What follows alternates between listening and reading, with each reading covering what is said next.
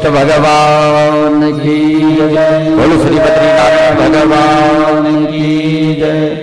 और युधिष्ठिर के नेत्र सजल हो गए। युधिष्ठिर बोलते हैं प्रभु आपने श्वान का रूप धारण किया और अपने नेत्र से, अपने नेत्र के जलों से, अपने आंसू से और धर्म के चरणों को धो डाला। धर्म बोलते हैं, भगवान बोलते तुम मुझे स्वर्ग ले जाना चाहते थे ना, मैं तुमको स्वर्ग तक छोड़ने के लिए जरूर आऊंगा।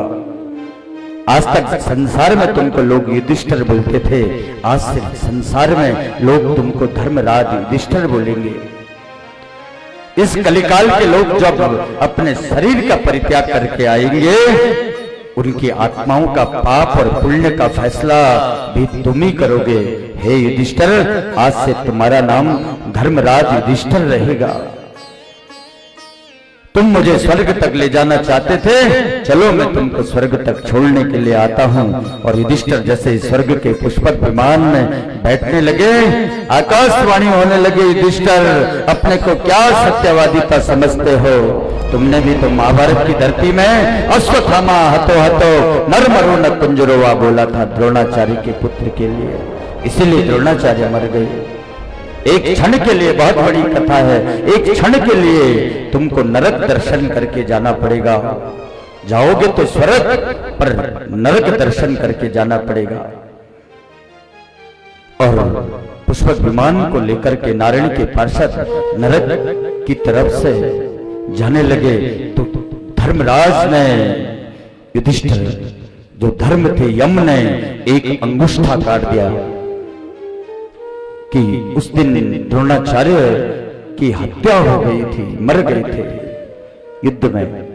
और एक झूठ भी नहीं था, सिर्फ इतना ही बोला था, अश्वत्थामा हतो अश्वत्थामा मारा गया, भगवान ने इतना ही बोला। लेकिन युधिष्ठिर ने अपनी तरफ से बोल दिया, नरमरो न कुंजरोवा।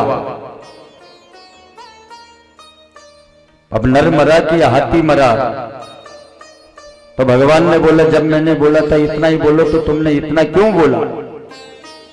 बस थोड़ी सी भूल के कारण एक अंगुष्ठा कट गया और भगवान धर्म युधिष्ठिर को लेकर के बैकुंठ में चले गए। बोलो श्री कृष्ण भगवान की जय। और बैकुंठ में क्या होता है, स्वर्ग में क्या होता है? सज्जनों, मैं कल भी बता रहा था, आप हमारा जन्म इस मिट्टी में ही क्यों हुआ है? क्योंकि ये मिट्टी रोज सिखा रही है हमको। हम फूल बो रहे हैं तो फूल का वृक्ष उग जा रहा है, अन्न बो रहे हैं तो अन्न उग रहा है, गुलाब लगा रहे हैं तो गुलाब हो रहा है, किसी बेल को लगा रहे हैं तो कोई बेल वाला वृक्ष, लताएं, जो हम मिट्टी में बो रहे हैं वही हमको मिल रहा है।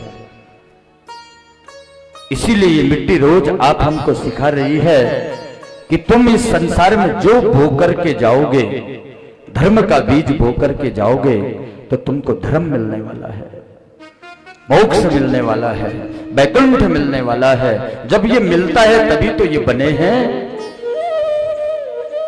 यहां तक ये ऋषि पहुंचे हैं, ये तपस्वी पहुंचे हैं, ये गृहस्थी पहुंचे हैं, एक धर्म के मार्ग में जाकर के।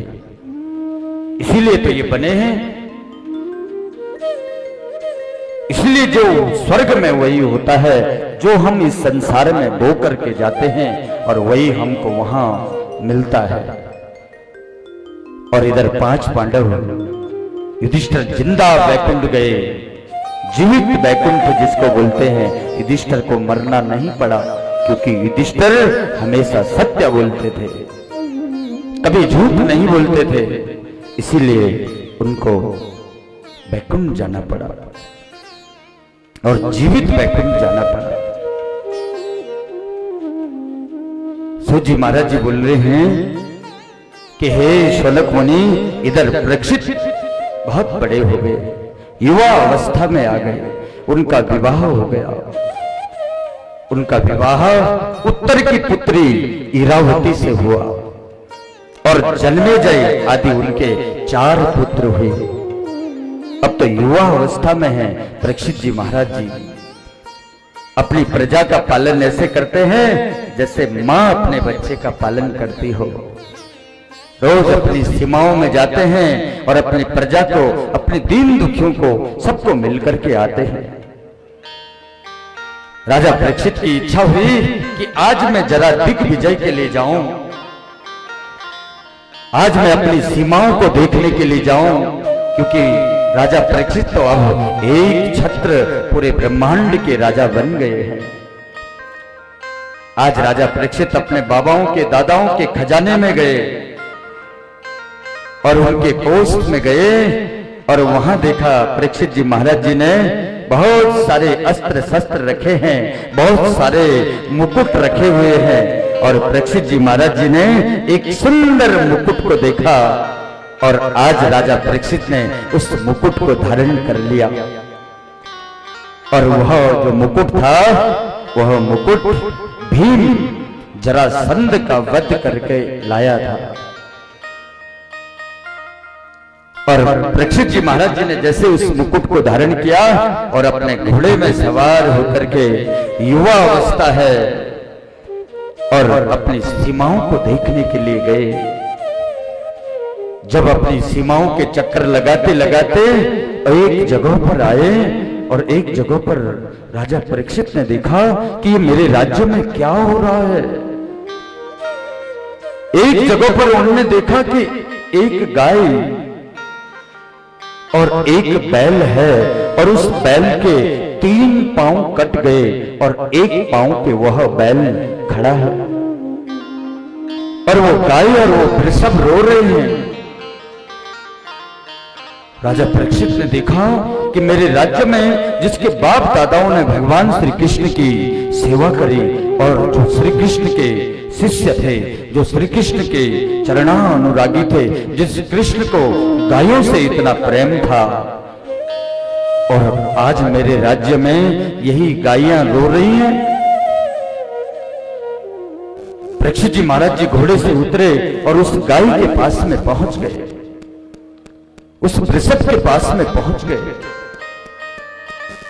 गाय के आंखों में आंसू की धार चल रही है, बैल के 3 पांव कट गए और एक पांव पे खड़ा है। बोलती है मेरे राज्य में जहां गाय ब्राह्मणों की सेवा होती है, जहां संतों की सेवा होती है, जिसके बाप दादाओं ने अपने जीवन भर इन संत ब्राह्मणों गायों की सेवा करी, और उसी के राज्य में गाय रो रही है।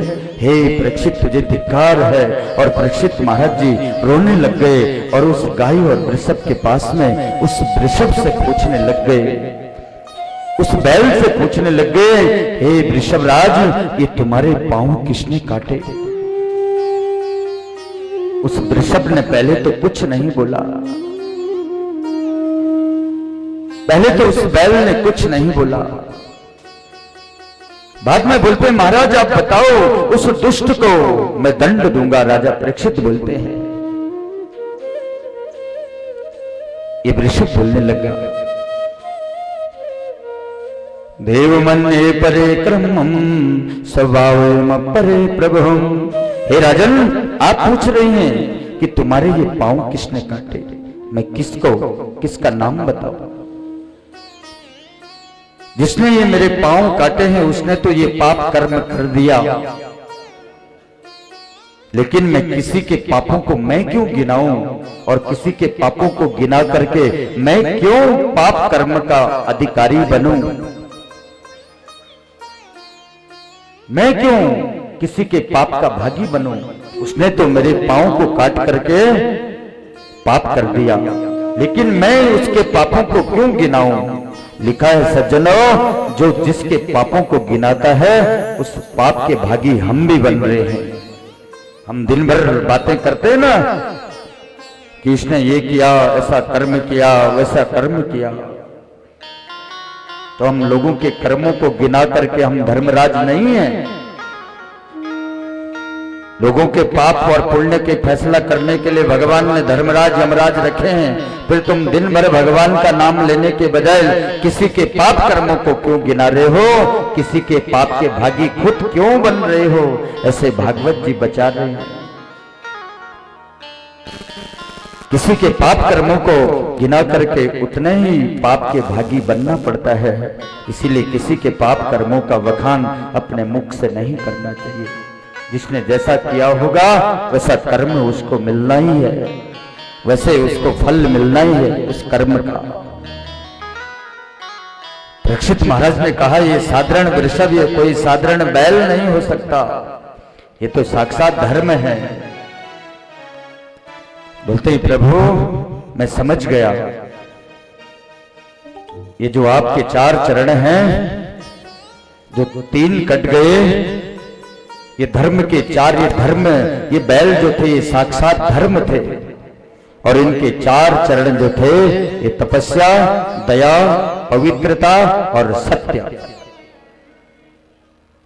कलिकाल आने वाले था तो कलिकाल आने से पहले ही ये चीजें लुप्त हो गई थी संसार से। तपस्या, दया और पवित्रता। तपस्या तो अब कहीं दिखती नहीं है। अब तो लोग माला निकाल करके तपस्या करते हैं फोटो खिंचाने के लिए। पहले बोलते थे ऋषि मुनि कंदराओं में छुपे हुए हैं, यहाँ बड़े बड़े जटाओं वाले दिख रहे हैं। अब कलिकाल आया, ये दिख नहीं रहा। दया, अगर दया होती तो अपनी माँ, हम लोग बाजारों में, घरों में, कमरे में किराए में आए हैं और हमारी माँ उन वृद्ध घरों में पड़ी हुई है और उससे भोजन भी नहीं बनता। अगर दया हमारे अंदर होती तो कहां रह गई दया? पवित्रता, अरे जिस जीव को मर जाने के बाद हम लोग बोलते हैं कि इस जीव को छूने के बाद में छूतक लगती है, और आज मनुष्य उन जीवों का ही भक्षण कर रहा है, तो पवित्रता कहां रह गई? एक थोड़ा बचा हुआ है सत्य, और जिस सत्य पर ये पृथ्वी टिकी हुई है कि सत्येन धारते पृथ्वी, सत्येन तपते रवि, सत्येन वायुवावन्ति, सर्वे सत्ये प्रतिष्ठितम। जब तक ये सत्य है तब तक ये पृथ्वी स्थिर है। शेषनाग इस पृथ्वी का भार उठा के रख रहे हैं। तब तक रवि भी, सूर्य भी प्रकाश देंगे, और जब तक ये सत्य है तब तक ये वायु भी इस पृथ्वी में वहेगी, और तब तक ही ये, जब तक थोड़ा ये संसार में सत्य रहेगा तब तक ये सूर्य, वायु और ये पृथ्वी स्थिर रहेगी। और जिस दिन ये सत्य भी गया उस दिन ये पृथ्वी भी डगमगा जाएगी और फिर से पृथ्वी का विनाश हो जाएगा। और उसी समय परीक्षित जी महाराज जी बोले, धर्म तुम चिंता मत करो, मैं पुनः आपके इन 4 चरणों को, सत्य, तपस्या, दया, पवित्रता, इन 4 चरणों को, आपके जो ये 3 पांव कट गए, मैं इनको स्थापित कर दूंगा।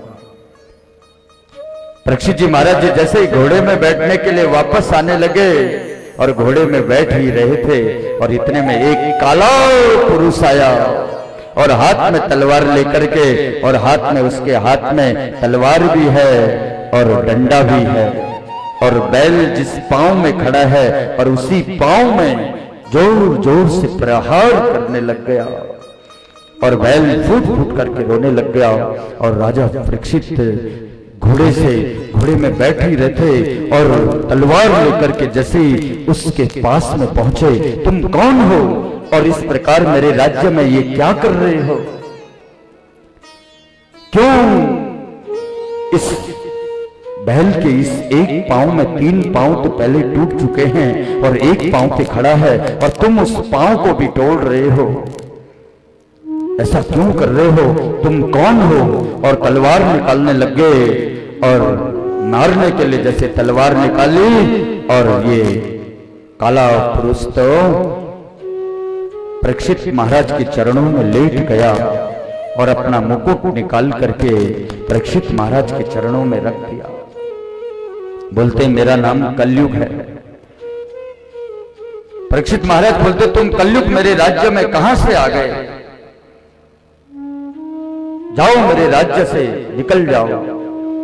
ये कलयुग बोलते है राजन मैं कहां जाऊं, इस पूरे ब्रह्मांड में तो आपका राज्य है, पूरे संसार के राजा तो अभी आप परीक्षित हैं, मैं कहां जाऊं, मेरे को रहने के लिए जगह बता दो, मैं जाऊं कहां। बोलते तुम मेरे राज्य से अभी निकल जाओ।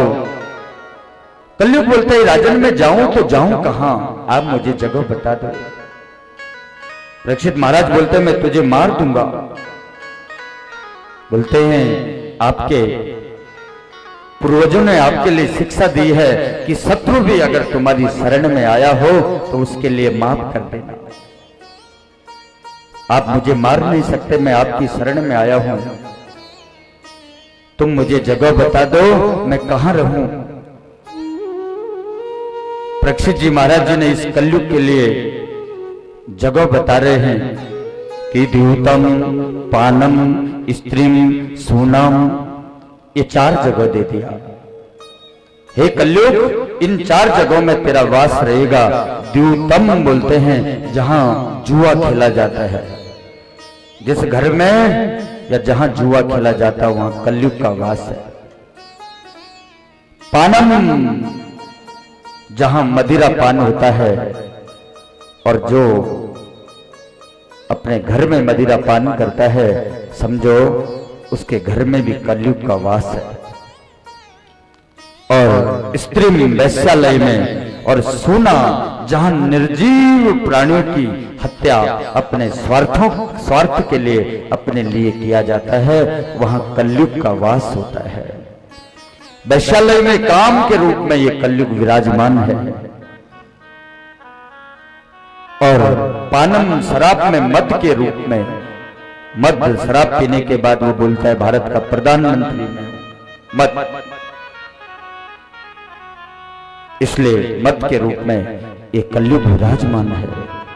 और सोना वहां पर रजोगुण के रूप में, और जुआ वहां पर छल कपट के रूप में ये कलयुग विराजमान है। अब कलयुग ने देखा कि राजा ने जो 4 चीजें मुझे दी, इन चारों जगह तो ये राजा जाता ही नहीं है। अगर राजा पर मेरा असर नहीं हुआ तो मेरा नाम भी कलयुग नहीं। बोलने लगा इन 4 जगह तो ये राजा जाता ही नहीं है, तो राजा पर मेरा प्रभाव नहीं होगा तो फिर मैं कलयुग किस काम का। बोलने लगे राजन आपने ये 4 जगह मुझे ऐसी दे दी है, एक जगह मुझे और कोई अच्छी दे दो।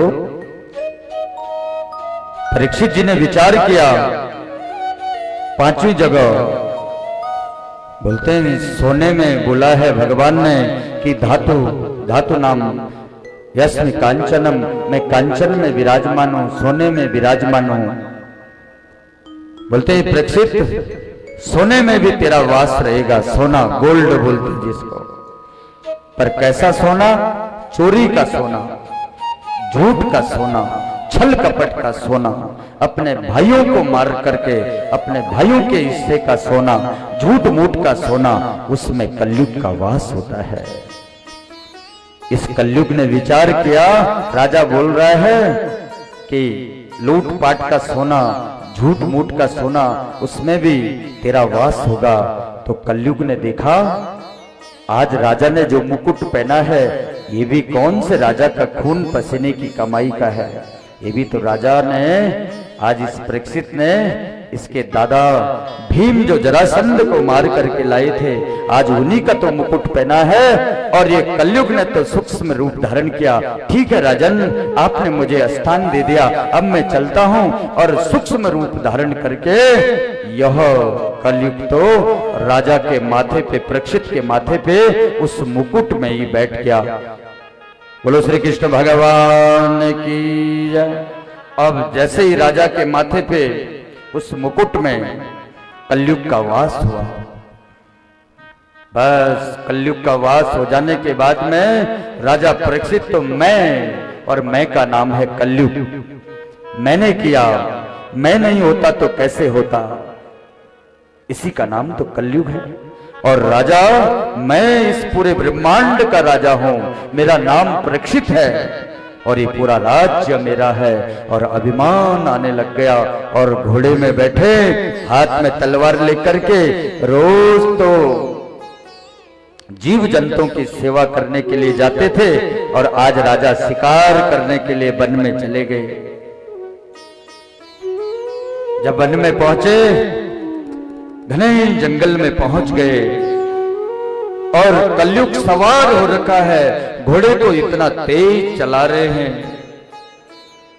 और घोड़ा भी नितांत वन में, कहीं घोड़ा कहीं राजा, और राजा भूख प्यास से कलयुग सवार हो रखा है, बस गुस्सा ही सवार है और हर बात में गुस्सा सवार हो रखा है और कलयुग सवार हो रखा है राजा पे। और यह राजा तो ठीक भूख प्यास को देखते हुए एक आश्रम दिखाई दिया इस राजा को और यह राजा उस आश्रम में पहुंच गए। वह आश्रम किसका था? समीक मुनि का था। समीक मुनि वहां पर अपने आश्रम में अपनी तपस्या में बैठे हुए थे। ये परीक्षित आए और परीक्षित बोलते हैं, राजन, बोलते हैं ये राजा परीक्षित बोलते हैं, हे महाराज, आज तुम्हारे बड़े भाग्य हैं, तुम्हारे द्वार पे इस ब्रह्मांड का राजा परीक्षित आया है। समीक मुनि तो ध्यान में बैठे हुए हैं, उनको मालूम ही नहीं कोई मेरे आश्रम में आया हुई है। बोलते हैं, महाराज ये झूठी मूठी तपस्या मत करो और मुझे बड़ी भूख लगी है, तुम मुझे भोजन कराओ, मेरी सेवा करो। देखो कलयुग सवार हुआ है, जो संत महात्माओं की सेवा करते थे आज वो महात्माओं को बोले मुझे पानी पिलाओ, मुझे भोजन लाओ और मेरी सेवा करो। कलयुग सवार हो गया। समीक मुनि तो ध्यान में बैठे हैं, उनको तो मालूम ही नहीं कोई यहाँ पर आए हैं। संत तो अंतर्मुखी हो गए। बहुत देर हो गई, जब समीक मुनि ने कोई जवाब नहीं दिया, वो तो तपस्या में थे। और इतने में राजा परीक्षित ने देखा वहां पर एक मरा हुआ सर्प पड़ा हुआ है और मरा हुआ सर्प को अपने बाणों से उठाया और राजा परीक्षित ने समीक मुनि के गले में वो मरा हुआ सर्प डाल दिया। और वहीं पे समीक मुनि के पुत्र कुछ ऋषि कुमारों के साथ में, कुछ ऋषि कुमार वहां से कुछ दूरी पर खेल रहे थे और राजा परीक्षित ने वो मरा हुआ सर्प डाल करके समीक मुनि के गले में और वहां से जाने लग गए। और उन ऋषि कुमारों ने देखा कि समीक मुनि के गले में मरा हुआ सर्प डाल दिया इस राजा ने। वो दौड़ दौड़ करके वो ऋषि कुमार समीक मुनि के पुत्र श्रृंगी ऋषि के पास में पहुंचे। बोलते हैं, श्रृंगी, ये देखो जो ये राजा जा रहा है ना, इस राजा ने आपके पिता के गले में मरा हुआ सर्प डाल दिया है। और जैसे समीक मुनि के पुत्र श्रृंगी ऋषि ने ऐसा सुना और दौड़ दौड़ के अपने पिता के पास में आए और फूट फूट करके रोने लग गए। हे राजन, तुमने ये अच्छा नहीं किया, मेरे पिता तो तपस्या में बैठे थे और आपने मेरे पिता के गले में मरा हुआ सर्प डाल दिया, ये आपने अच्छा नहीं किया। हे राजन, तुमको सर्प से खेलने का बहुत बड़ा शौक है ना। और उसी समय दौड़ दौड़ करके समीक मुनि के पुत्र श्रृंगी ऋषि और वहीं पे गए और कौशिकी नदी का जल लाए और कौशिकी नदी का जल हाथ में लाए और राजा को श्राप देने लगे। इति लंघिति मर्यादा तक्षकम सप्तमे हनि। हे राजा परीक्षित, तुमको तक्षक सर्प से खेलने का बहुत बड़ा शौक है ना, जा आज से 7वें दिन में तुझे तक्षक नाम का सर्प डस लेगा। बोलो श्री कृष्ण भगवान की जय। और श्रृंगी ऋषि ने परीक्षित जी महाराज जी को कि 7 दिन में तुझे तक्षक नाम का सर्प डस लेगा और हे राजा परीक्षित, तुम्हारी मृत्यु हो जाएगी। और आज के बाद अन्य राजा भी याद करेंगे कि किसी ऋषि के साथ ऐसा किसी तपस्वी के साथ ऐसा आचरण नहीं करना चाहिए। इधर परीक्षित जी महाराज जी अपने राज्य में वापस पहुंचे और इधर समाधि से जब समीक मुनि की जब समाधि टूटी और समीक मुनि की आंख खुली और समीक मुनि ने अपने गले में सर्प देखा, मरा हुआ सर्प। ऋषियों का शरीर तो निर्मल होता है, मुस्कुराने लग गए और ये सर्प किसी ऋषि ने तो नहीं डाला मेरे गले में, ऐसे विचार करने लगे। और देखा बगल में उनका पुत्र श्रृंगी बड़ा क्रोधी और फूट फूट करके रो रहा है। समीक मुनि बोलते हैं, बेटा तुम रो क्यों रहे हो? बोलते हैं, पिता आपके गले में अभी अभी वो राजा परीक्षित आया था पिता, उसने मरा हुआ सर्प आपके गले में डाल दिया और इसीलिए मैंने ऐसा श्राप दे दिया पिता कि आज के बाद कोई राजा ऐसा दुराचार नहीं करेगा। और मैंने तो राजा परीक्षित को श्राप दे दिया है कि 7वें दिन में तक्षक नाम का सर्प आएगा और राजा को डस लेगा और राजा की मृत्यु हो जाएगी। समीक मुनि ने कहा, ये पुत्र तुमने ये अच्छा नहीं किया।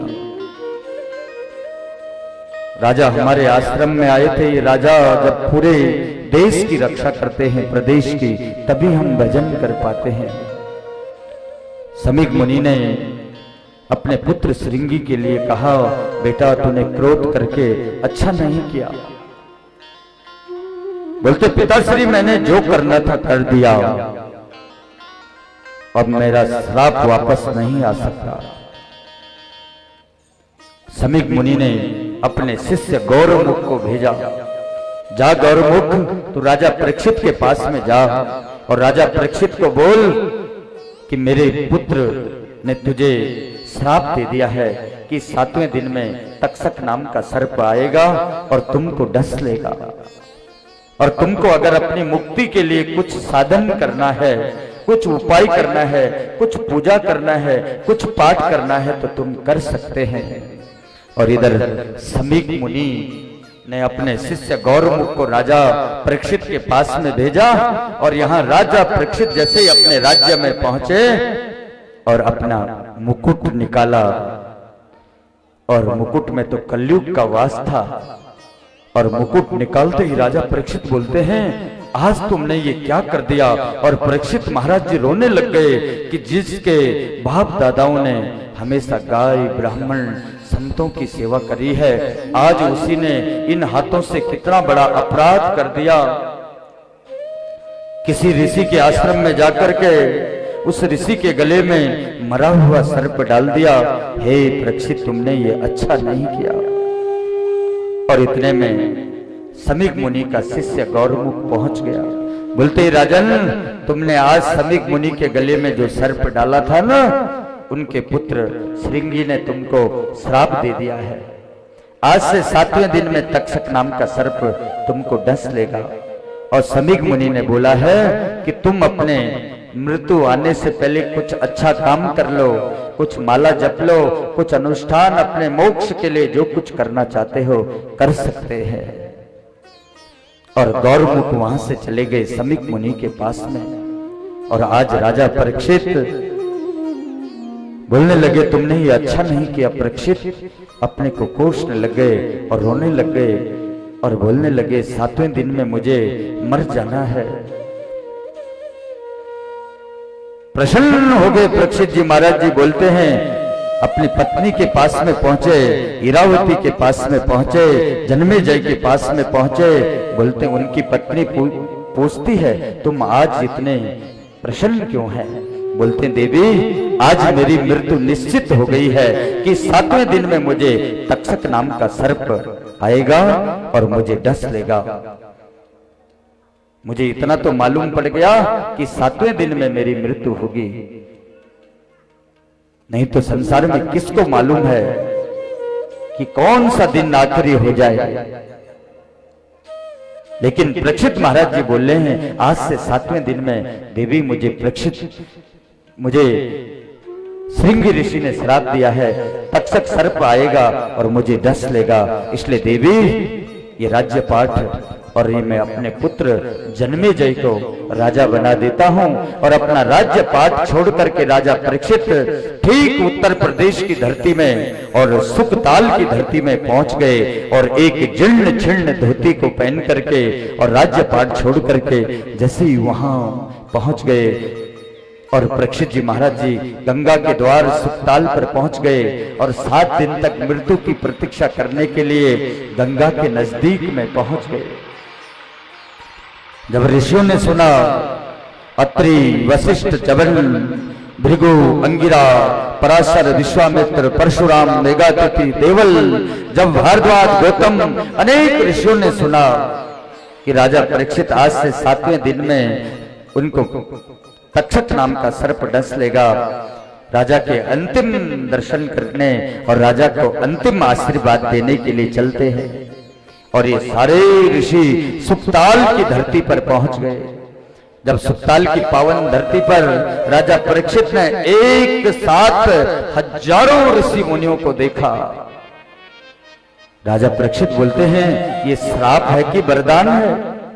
अगर मैं इतने ऋषियों को एकत्रित करना चाहता तो शायद मैं कर नहीं पाता, पर आज तो ये इतने सारे ऋषि मेरे पास में पहुंच गए हैं।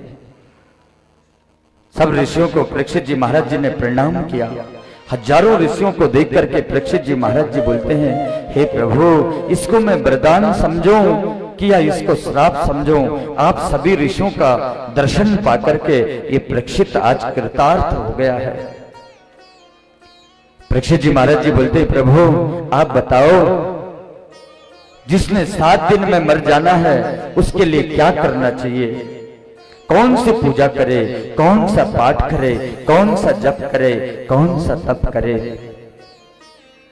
ऋषि सब एक दूसरे के मुंह में देखने लग गए।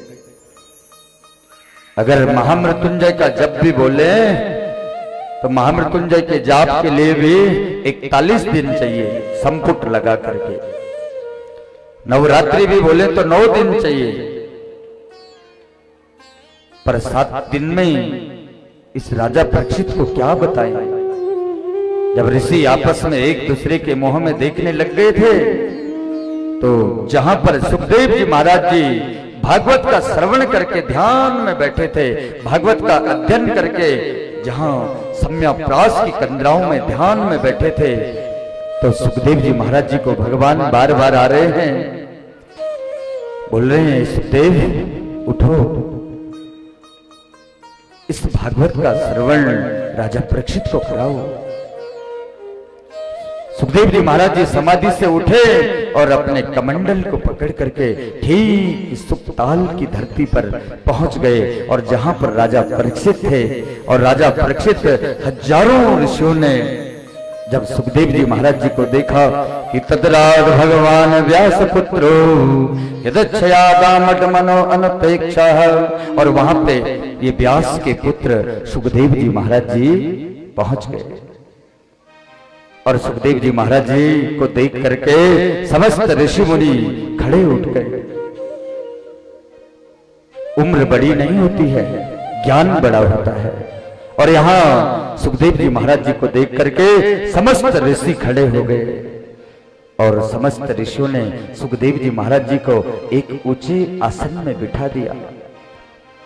ऋषि बोलने लगे, हे परीक्षित, ये तो निर्विकारी संत हैं, इनसे प्रश्न करो, नहीं तो इनके लिए ये तो एक जगह पर ज्यादा देर नहीं रुकते, ये तो एक गो दोहन तक 6 मिनट तक एक जगह पे रुकते हैं।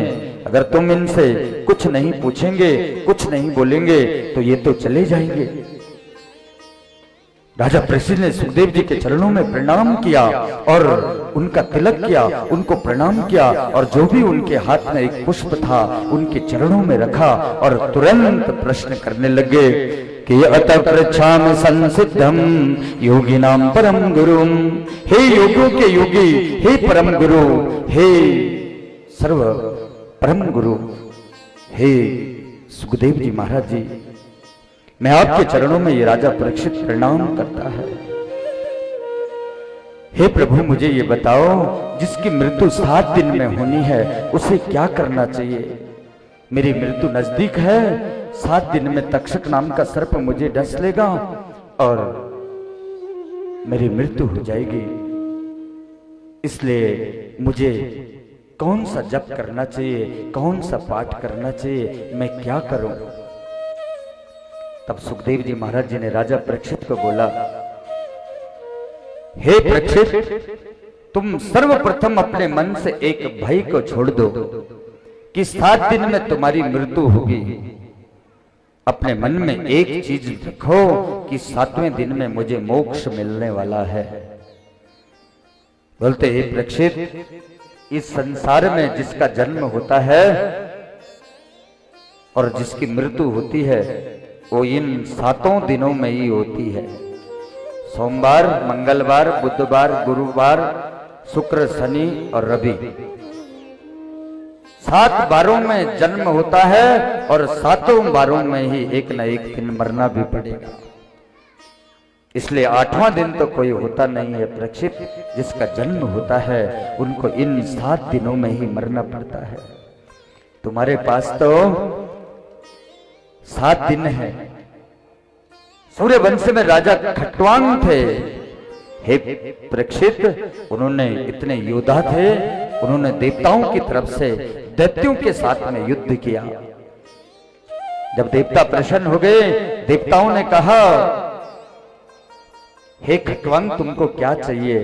खट्वांग बोलने लगे, हे देवताओं, तुम अगर मेरे से प्रसन्न हो तो मुझे इतना बता दो कि मेरा जीवन कितना शेष बचा है।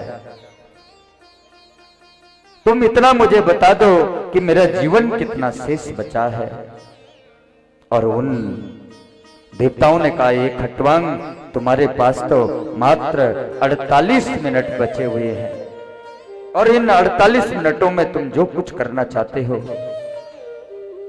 और सूर्यवंश में उत्पन्न हुए खट्वांग राजा ने 48 मिनट में ही अपने सब इस माया मोह को, सब कुछ को छोड़ करके अपना मन भगवान के चरणों में लगाया और 48 मिनट में ही भगवान की मोक्ष गति को पा लिया। और तुम्हारे पास तो 7 दिन है।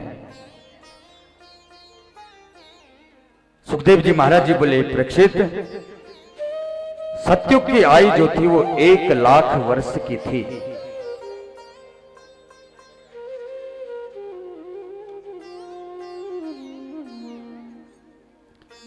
अब श्रोता हल्ला करते हैं ना, तो श्रोताओं का ध्यान इधर उधर, तो मैं भी कथा भूल जाता हूं, क्योंकि ये भागवत है और इधर उधर की बातें करनी होती ना, तो मैं भी कई सास बहू के चुटकुले आपको सुना देता।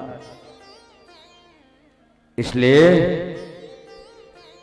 भगवान की ये कथा है और बोलते हैं, हे परीक्षित, जो ये मनुष्य को भगवान का ध्यान कैसे करना चाहिए। मनुष्य मात्र को बता रहे हैं कि सत्युग की आयु जो है वो 1 लाख वर्ष की थी और 1 लाख वर्ष में से जब त्रेता आया तो 1 शून्य चले गया, तो त्रेता की आयु थी 10,000 वर्ष की। फिर द्वापर आया, 1 शून्य चले गया, तो फिर रही 1000 वर्ष की। फिर कलयुग आया, 1 शून्य चले गया, फिर रहा 100 वर्ष की। 100 वर्ष की, तो कलिकाल की आयु 100 वर्ष की है। और इस 100 वर्ष में मनुष्य क्या करता है? 50 साल तो उसके सोने में चले जाते हैं। बड़े आत्म तत्व का प्रश्न है। श्रोता यहां पर जितने बैठे बैठे हैं, पर यहां YouTube के माध्यम से हजारों श्रोता अभी कथा सुन रहे हैं, देश विदेश के लोग भी कथा सुन रहे हैं। और उन श्रोताओं के लिए भी ये कथा तो मैं छोड़ता नहीं हूं। यहाँ पर एक श्रोता भी बैठा रहेगा, फिर भी मैं कथा करता रहूंगा, क्योंकि मैं कथा छोड़ता हूं, मेरी आत्मा रोती है कि मैंने आज कथा छोड़ी है, इसलिए मैं कथा नहीं छोड़ता। और मैं पैसे कमाने के लिए भी कथा नहीं करता। मुझे भगवान ने ये कथा परमात्मा की भक्ति और भगवान की भक्ति का विस्तार करने के लिए दिया है, इसलिए मैं भगवान की कथा नहीं छोड़ सकता। और हजारों श्रोता अभी सोशल मीडिया के माध्यम से ये कथा को सुन रहे हैं, इसलिए हमारे पास श्रोताओं की कमी नहीं है। बहुत श्रोता बैठे हुए हैं, आप तो अच्छे श्रोता हैं ही, और पर जो सोशल मीडिया से देख रहे हैं ये हजारों श्रोता भी बैठे हैं जो कथा सुन रहे अपने घरों में। इसलिए मनुष्य मात्र के लिए लिखा है कि भजन का कभी इंतजार नहीं करना चाहिए। एक महात्मा थे, वो अपने भगवान को, अपने शालिग्राम को रोज कभी सरोवर के जल से स्नान करते थे, कभी धाराओं में स्नान कराते थे, कभी नदियों में स्नान कराते थे, कभी संसार में जितने प्रकार के नदियों में, सरोवरों में, कुएं के पानी से, नल के पानी से, सब जलों से वो अपने भगवान को स्नान कराते थे। एक दिन उनकी इच्छा हुई, मैंने सब पानी से स्नान करा दिया, लेकिन समुद्र में कभी अपने भगवान को स्नान नहीं कराया। और एक दिन अपने भगवान को लाकर के समुद्र के पास में पहुंच गए और अपने भगवान को रख करके समुद्र में स्नान करने के लिए जा रहे थे, और समुद्र में जैसे लहर आती है और पीछे आ गए। फिर लहर कम हुई, स्नान करने के लिए गए, फिर लहर आई, फिर पीछे आ गए। ऐसे करते करते आधा दिन बीत गया। भगवान समझ गए मेरे भक्त ने कभी समुद्र नहीं देखा है और समुद्र की गति का मालूम नहीं है। बोलने लगे, भगवान महात्मा के रूप में आ गए। बोलते, तुम क्या कर रहे हो भगत जी? बोलते, मैं स्नान कराने के लिए मैंने ऐसे सोचा, पहले मैं स्नान कर लूंगा, फिर मैं अपने भगवान को स्नान कराऊंगा। बोलते, तो तुम स्नान क्यों नहीं कर रहे हैं? बोलते, महाराज जी जैसे स्नान के लिए जा रहा हूं और ये समुद्र की लहर आ रही है। बोलते, बेटा इस समुद्र की लहर कभी कम होने वाली नहीं है, ऐसे ही आप हम लोगों की लहर भी कभी जिंदगी में कम होने वाली नहीं है। हम बोलते हमारा घर बन जाएगा, उसके बाद तो भगवान हम रोज आपकी दीवा बत्ती आपकी पूजा करेंगे। घर बन गया, अब हमारा ऐसा हो जाएगा, तब हम आपकी पूजा करेंगे। फिर दूसरी लहर आती है, इन बच्चों की शादी हो जाएगी, तब तो भगवान की पूजा करनी है। और ऐसे करते करते ये जीवन बीत जाता है। इसीलिए हे परीक्षित जी महाराज, सुखदेव जी बोल रहे हैं, भजन का कभी इंतजार नहीं करना चाहिए। मनुष्य को भगवान का कैसा ध्यान रखना चाहिए? जैसे पहले प्रातः काल लोग पानी लेकर के आते थे, 4-5 बहनें कुएं से, धाराओं से पानी लाते थे, एक मटकी, उसके ऊपर दूसरी मटकी, 4-4, 5-5 मटकियां रहती थी। आपस में सहेलियां बातचीत करते करते आती थी, पर उनका ध्यान रहता था कहीं ये मटकी जमीन में न गिर जाए। ऐसे ही संसार में बात करते रहो, संसार को निभाते रहो। जैसे वो पनिहारी पाने लाने वाली बहनें नहीं भूलते हमारे माथे में मटकी है, और ऐसे ही हमको भी नहीं भूलना चाहिए कि एक ना एक दिन हमको भी भगवान के पास जाना है। इसलिए हमको रोज भगवान का ध्यान करना ही है और भगवान को याद करना ही है और रोज भगवान का स्मरण करना ही है। इस प्रकार से उपदेश दे रहे थे। और परीक्षित जी महाराज जी बोलते हैं, ये पूरी सृष्टि जो है, ये विराट भगवान, ये जो पाताल जो है, ये विराट भगवान के तलवे हैं। रसातल जो है एड़िया है, महातल एड़ी के भाग के ऊपर जो गांठे हैं, ये तलातल पिंडलियां हैं भगवान की, सूतल लोग आदि। और ये पूरा मुखमंडल, तो ये पूरा संसार जो है, ब्रह्म लोग, जन लोग, मुख लोग, तप लोग, ये सब सत्य लोग, ये सब भगवान ही तो हैं। ये कोई भगवान का मस्तिष्क है, कोई हाथ है, कोई पांव है, कोई उद्र है, और ये पृथ्वी भगवान के उद्र में हम हैं। ये भगवान का पेट है सारा संसार, जहां हम लोग हैं। इतना विशाल है भगवान जी। और भगवान के इस प्रकार से सुखदेव जी महाराज जी बोले, परीक्षित, कभी भी हो मनुष्य को जो देवताओं की उपासना करता है उसको देवलोक की प्राप्ति होती है। जो पितरों की उपासना करते हैं उसको पितृलोक की प्राप्ति होती है। जो चाहते हैं हमारी संतान हो उनके लिए अश्विनी कुमार इत्यादि देवताओं की उपासना करनी चाहिए। पति पत्नी में प्रेम चाहते हैं तो पार्वती माँ की उपासना करनी चाहिए। और जिसको सब कुछ चाहिए उसके लिए क्या करना चाहिए? अकामम सर्वकामो मोक्ष कामम उदार देहि तीव्रेण भक्ति योगेनम एजेतम पुरुषम पदम।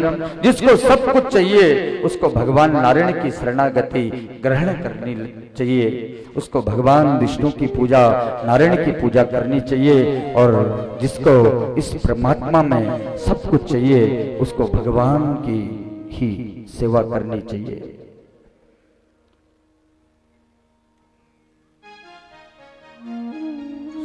परीक्षित जी महाराज जी बोले, प्रभु हे सुखदेव जी, आपने मुझे मेरे दुख को थोड़ा कम कर दिया है। अब मैंने अपने मन को, ये भय मेरे मन से निकल गया है कि 7वें दिन में मुझे तक्षक आएगा और मुझे ढसेगा, मुझे मोक्ष मिलेगा 7वें दिन में। मैं आपके वचनों से मुझे ये मालूम हो रहा है। परीक्षित जी बोलते हैं, प्रभु अब मुझे आप आगे का विस्तार से वर्णन बताओ, और ये तो कल 3 बजे से बताएंगे। बोलो श्री कृष्ण भगवान की जय, बोलो लक्ष्मी नारायण भगवान की जय।